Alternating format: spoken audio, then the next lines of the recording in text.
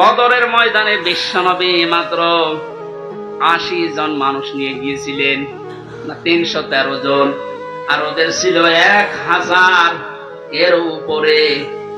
আল্লাহর পক্ষ থেকে আল্লাহ সাহায্য পাঠিয়েছিলেন, এই জন্য মহান আল্লাহ ওই সময় তাদেরকে বিজয় কি দেখিয়েছিলেন। আবু জেহেলের মতো এত বড় লিডারকে আল্লাহ ওই দিন দুনিয়া থেকে লাঞ্ছিত অবস্থায় বিদায় দিয়েছেন। যুগে যুগে শুধু বদরের ময়দান না, কিয়ামত পর্যন্ত এরকম বদরের ময়দান কায়েম হতে থাকবে। বড় বড় কাফের যারা, বড় বড় মুশরিক যারা, আল্লাহ দ্রোহী যারা, তাদেরকে আল্লাহ বিদায় করবেন যদি আল্লাহর সাহায্য এসে থাকে। আমাদের দেশেও কম ছিল না, বহু মানুষকে আমরা দেখেছিলাম অহংকারে পা মাটিতে পড়তো না। আল্লাহ রাব্বুল আলামিন এই মানুষগুলোকে বিদায় করে দিয়ে তার সাহায্য পাঠিয়ে এটা বিজয় আমাদেরকে যে দেখালেন, বিজয় পাওয়ার পরে যে দৃশ্যটা, এটা এখন আবাহমান জারি আছে, যেটা আমি আমার চোখে দেখতে পাচ্ছি আয়াত অনুযায়ী। দেখেন তো মেলে কিনা। ওয়ারাআইতান নাসা ইয়াদখুলুনা ফি দীনিল্লাহি আফওয়াজা।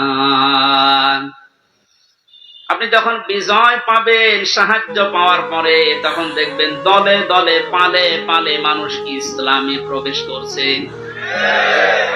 বাংলাদেশের এই ৬৪ জেলার দিকে তাকালে, শুধু ইন্টারনেটের দিকে একটু চোখ বোলান, দেখেনি আয়াতটা এখন কার্যকর হওয়া অলরেডি শুরু হয়ে গেছে। ইসলামপন্থী মানুষ, বিশেষ করে যারা একামতে দিনের দায়িত্ব পালন করে, যারা মন থেকে কাজ করে, তাদের যে অ্যাক্টিভিটিস গুলো, তাদের যে কাজকর্ম গুলো, তাদের যে ইখলাস আমরা দেখতে পাচ্ছি।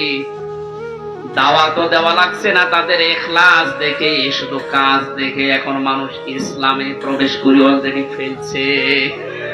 আমার তো মনে হচ্ছে এই আয়াতটা আল্লাহ আমাদেরকে অলরেডি দেখাবে।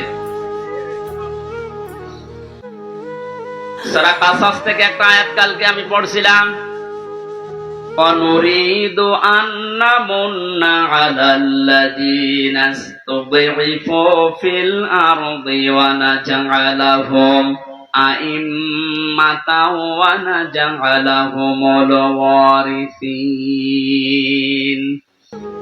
কিচ্ছা কাহিনী না, একেবারে বাস্তব যেটা ঘটবে বা ঘটতেছে, ওইটা আপনি কোরআন থেকে শোনেন। আল্লাহ পাক বলেন, ওই জামানায় হযরত মুসা আলাইহিস সালামের যে দলটা ছিল, তিনি যে দলের লিডার ছিলেন, ফেরাউন বহু দলে বিভক্ত করে মানুষদেরকে দুর্বল করে রেখেছিল। শুধু একটা দলকে সে টার্গেট বেশি নিয়েছিল, সেটা মুসা নবীর দল। আমার আল্লাহ নিজের পক্ষ থেকে জানালেন, আমি আল্লাহ কিন্তু ইচ্ছা আলাদা করেছিলাম। আমার আল্লাহর ইচ্ছা ছিল এইটা, যে দুনিয়ার ময়দানে আমি মুসা নবীকে এই জামানায় এই জাতির নেতৃত্বে বসাবো এবং জমিনের ওয়ারিস, উত্তরাধিকারী তাদেরকে বানিয়ে দেব।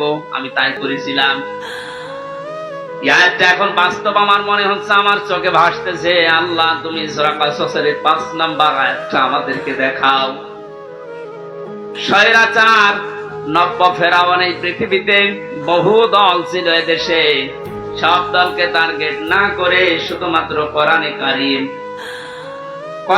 কারীম এই পৃথিবীতে যেন বিদায় নেয়, কোরআনের লোকগুলো যেন এই দুনিয়াতে আসতে না পারে, এই কাজ করার জন্য যারা চেষ্টা চালিয়েছিল, আল্লাহ তাদেরকেই যেন জাতির ইমাম আজ দিনের পর দিন বানিয়ে দিচ্ছে, তাদেরকে ওয়ারিস বানাচ্ছে, জমিনের উত্তরাধিকারী বানিয়ে দিচ্ছে। আমরা আবার দোয়া করছি, আল্লাহ তুমি আয়াতটা আমাদেরকে সর্বচোখে দেখাও। অনুরিদু আন্না মুন্না আলাল্লাযীনা ইসতুযইফু ফিল আরদ ইলা আখির আয়াত। আমাদের আজকের মাহফিলের প্রধান অতিথি মনে হয় আসতেছে।